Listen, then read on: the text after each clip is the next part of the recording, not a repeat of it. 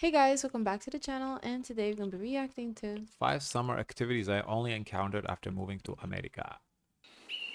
I wonder what it can be. Hmm? I wonder what it can be.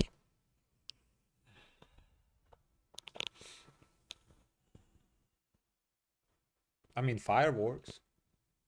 4th of July. In Europe, fireworks is more like a New Year's thing.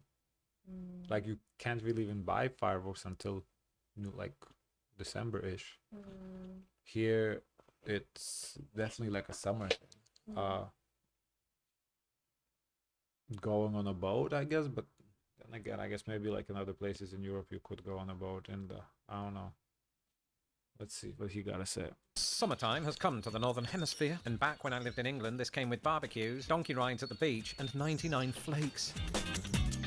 99 flakes. But after moving to the United States, I discovered countless summertime traditions I never knew existed. So join me on this sizzling day in June to find out what I'm going on about. But first, a thunderstorm, because this is the Midwest.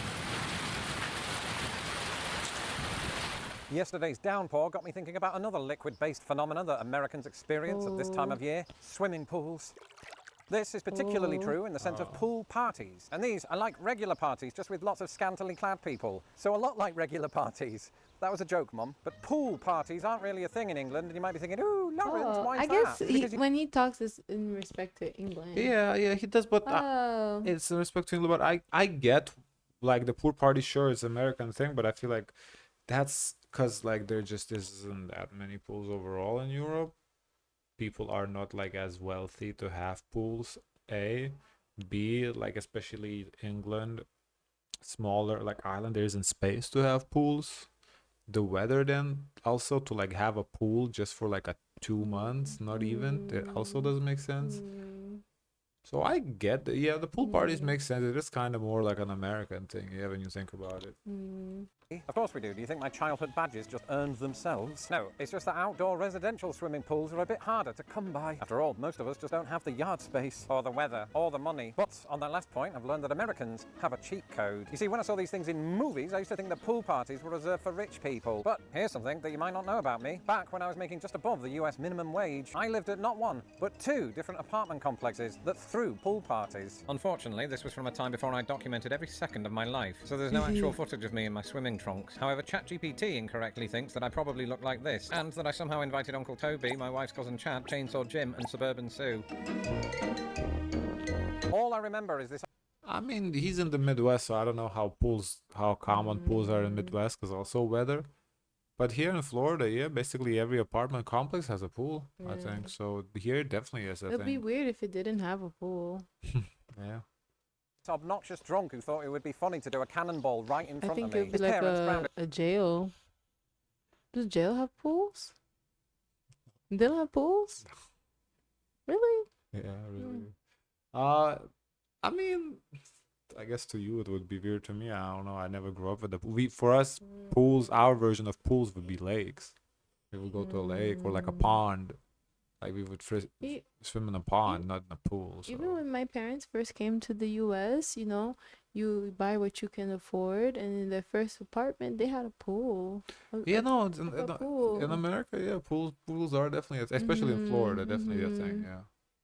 Him soon after that. Speaking of crowded areas, they say that the average person has 8 tabs open at any given time. But if you're me, a person with an unhealthy obsession with transatlantic trivia and the occasional cat video, it's more like 28. Keeping track is about as easy as pronouncing Worcester. Me wrangle my tab situation. Want it to land distraction. Tell you a plan. Small talk. With shocker uncle, it's there. And my browser look. Try upload opera for Britain. Block parties. Description below. Here's something that I often witness in America, but not so much in Britain. Block parties. It's not uncommon during a walk with the puppies we're doing, Heidi, that I turn toward a street only to be blocked off by the word road closed. Such restrictions span 1 block and contain a bouncy castle, several humans, and 5 screaming kids. Most of these things you have to be extrovert. I've never seen a block party here in Florida. I don't. They have it when it's like cultural, or like in Little Haiti, Little Havana. But these are like city organized events, though, right? Or like a neighborhood, like a couple houses. But you kind of need to have authorization to just have a block party. You can just. have one, because that's how you get the signs that says, okay, road closed. Yeah. Yeah, because the closest thing, I guess, like in Lithuania in the summer, they would have like a public gathering. That's what it is. like a party, like with a neighborhood party. Like it wouldn't be called a block party, but like it would be like once a summer maybe they would light like a fire and get some people get together and do a bunch. And of they can just do it the like that, or do they have Yeah, to stay with the city? I mean, they just do it like that. Yeah. Oh.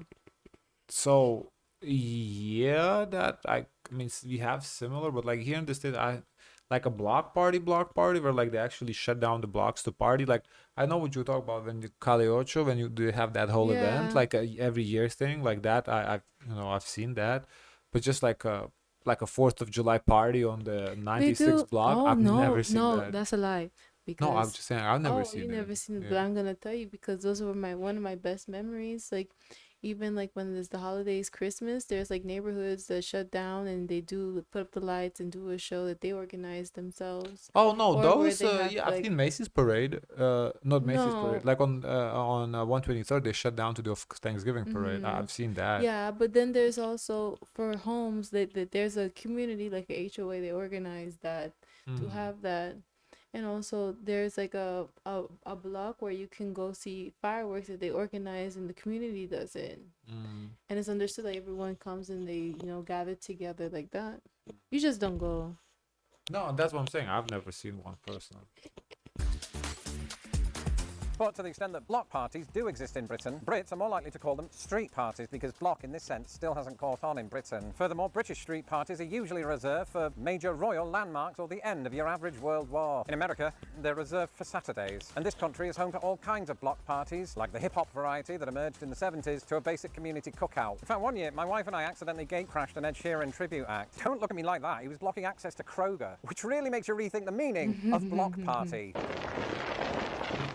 In a few short days, the United States celebrates its 249th birthday, and I used to think that for its age it looked quite good, until I realised that this is probably due to all of the Botox. Either way, one thing that you can count on at this time of year is our 4th of July parades.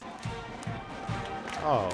They're a bit like block parties, except in this instance, fire trucks are just there for aesthetic purposes. Basically, people flank the street while large vehicles rev their engines, reminding everyone of America's freedoms and traffic pollution. I've been to several of these now, but history has not been kind to the version of me that flexed a Union Jack in the early days. In Lithuania, I think they do parades on like Independence Day too. So it's just it doesn't happen to be in the summer, so it's not like a summer activity. But I do think there is the parade. Independence Day, March 11th. I think we have two, like around spring break. Independence Day and like re-Independence Day, because we had two. So one is February 16th, the other is March 11th.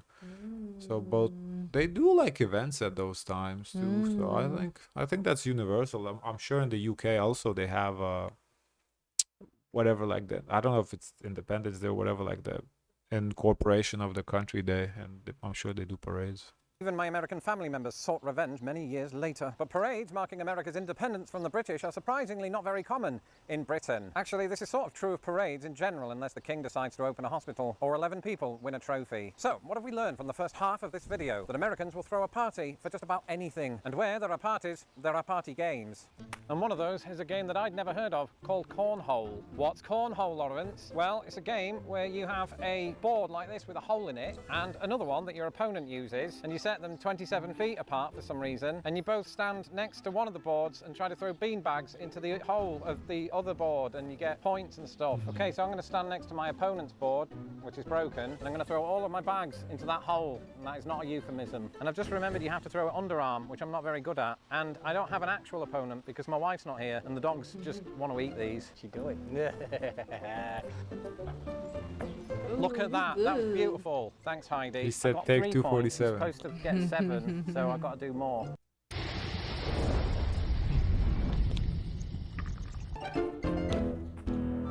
The only question is, do you like cornhole, or are you just from the Midwest? No, seriously, I asked you online a couple of days ago, do you like cornhole? And thousands of you answered. The options were absolutely, yes for some reason, no, and I don't know how you cannot like it.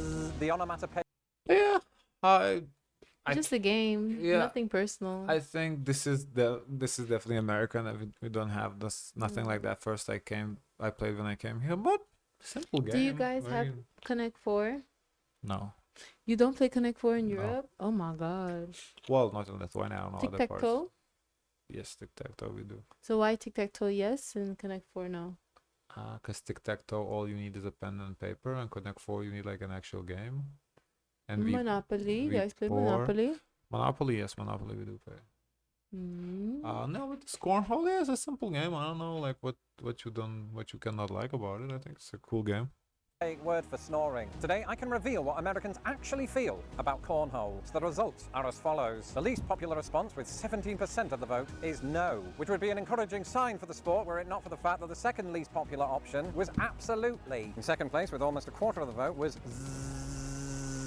which means that our winner, with 39% of the vote, is yes for some reason. So just to clarify, the majority of Americans either find it painfully dull or can't articulate why they like it. So riddle me this, America. If so few of you are cornhole fanatics, how is it that the game is not just a holiday pastime, but a bona fide televised sport? This is something I discovered a few years ago while I was channel hopping. As I wrote at the time, they keep cutting to one of the players' wives. Her name is Shelby. Shelby is crying tears of joy after her husband, himself a picture of elation, just cornholed slightly harder than his opponent. Anyway, apparently nature really doesn't want me to play cornhole because we're having to abandon this shoot once again for thunder. Cut.